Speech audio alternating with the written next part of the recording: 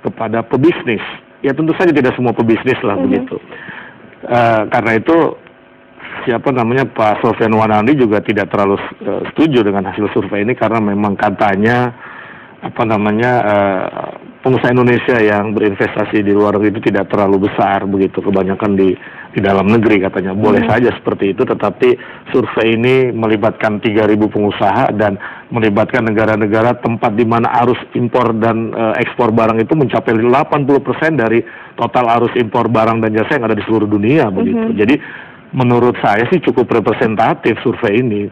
Jadi mungkin lebih ke kita harus mereview dulu bagaimana cara para pebisnis ini berperilaku di dalam negeri. Iya, saya kira daripada kita bersikap defensif, iya kan, menyalahkan surveinya, metodologinya dan seterusnya, itu biarlah menjadi bahan perdebatan para ilmuwan kan begitu. Tetapi yang paling penting bagi kita, bagi pengusaha Indonesia adalah bagaimana meminimalisasi lah.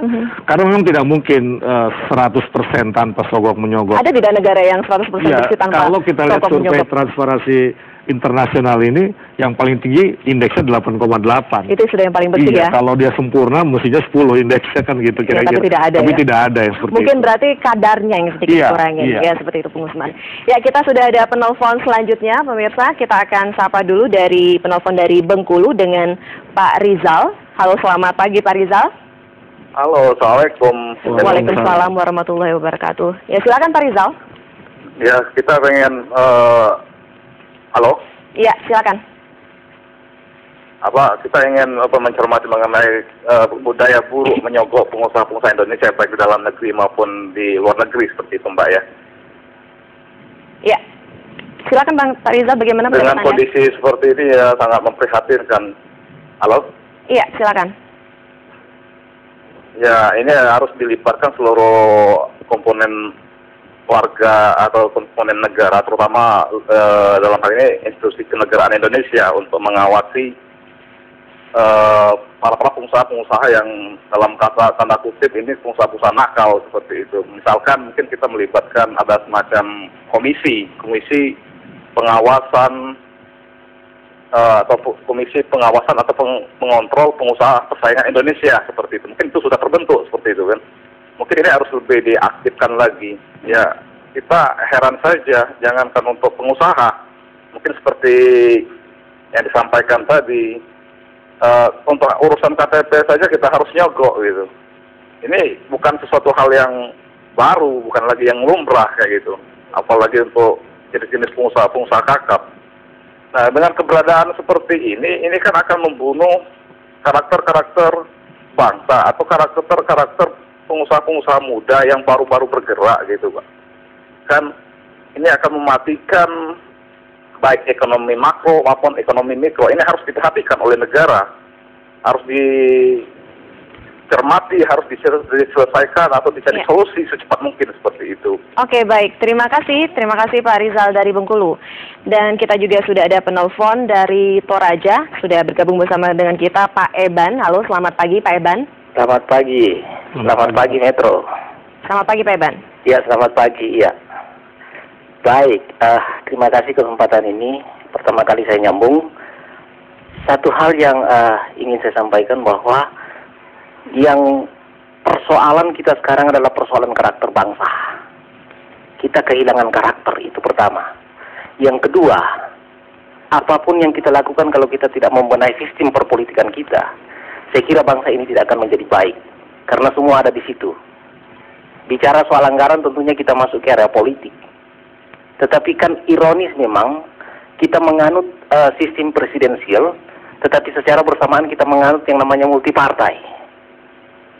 Dan ini yang sangat rancu menurut kami. Nah, oleh karena itu perlu pembenahan sistem. Di samping persoalan bagaimana negara melihat pembenahan karakter bangsa kita.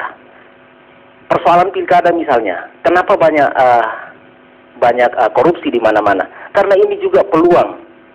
Betapa besar biaya yang dikeluarkan misalnya seorang calon bupati, gubernur, wali kota. Tentunya kan itu tidak gratis.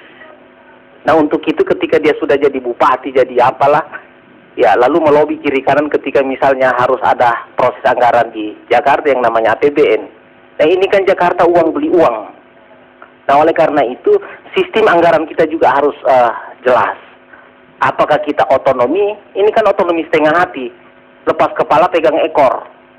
Kalau memang kita mau otonomi, ya serahkan ke daerah itu duit. Atau sekalian, pegang duitnya di pusat, nanti diatur. Lalu, kalau misalnya tidak beres orang pusat kerjakan proyek yang ada di daerah, ya orang daerah teriak, sehingga ada kontrol. Ya. Nah, itu barangkali yang jadi sistem perpolitikan kita yang harus dibenahi. Bagaimana caranya supaya kita tidak multipartai, supaya tidak terjadi tawar-menawar, dagang sapi di sana sini, ya. Oke, baik. Ya, Oke, baik. Terima kasih Pak Eban dari Toraja. Dan penelpon selanjutnya dengan Pak Sudarmono dari Jakarta. Halo, selamat pagi Pak Sudarmono. Selamat pagi, Assalamualaikum. Waalaikumsalam. Ya, saya prihatin sekali dengan kondisi Indonesia yang penuh sogok dan suap. Saya menyoroti di dalam era reformasi ini aja, masyarakat diajarkan untuk menyogok dan disuap. Buktinya dalam pilkada langsung itu, masyarakat disogok untuk memilih.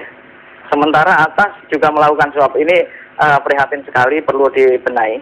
Yang kedua, generasi muda kita juga mau disogok. Ini Bung Osman, saya dapat informasi rencana aksi demo besar-besaran 10 November ini pun mahasiswa ada yang disogok untuk melakukan demo. Tapi ada juga yang disuap, jangan melakukan demo. Nah, ini dari generasi muda ini perlu menjadi perhatian. Jangan mudah terpengaruh, apalagi disuap dan disogok untuk melakukan sesuatu yang tidak benar. Kita ini zaman reformasi, zaman demokrasi, tetapi suap dan sogok ini terang-terangan sekarang ini di atas meja. Kalau di zaman dulu, zaman Orde Baru, mungkin tidak ada yang tahu terjadi begitu. Tetapi sekarang, ini terang-terangan ini sangat prihatin sekali. Tolong kawan-kawan generasi muda ini jangan mau disogok atau mau disuap, apalagi untuk melakukan demo. Wah, ini sangat berbahaya sekali, Bung Osman. Saya kira untuk menjadi perhatian bersama, sogok menyogok ini harus kita akhiri dengan menghilangkan budaya yang selama ini bukan budaya kita, tetapi budaya asing ini harus kita singkirkan. Kenapa? Kalau begini terus, bangsa kita tidak akan maju. Terima kasih. Baik, terima kasih Pak Sudarmono dari Jakarta. Ya, terima kasih untuk para penelpon juga yang sebelumnya sudah bergabung bersama dengan kami. Pemirsa, kita akan kembali jeda sejenak. Bedah editorial Media Indonesia akan kembali.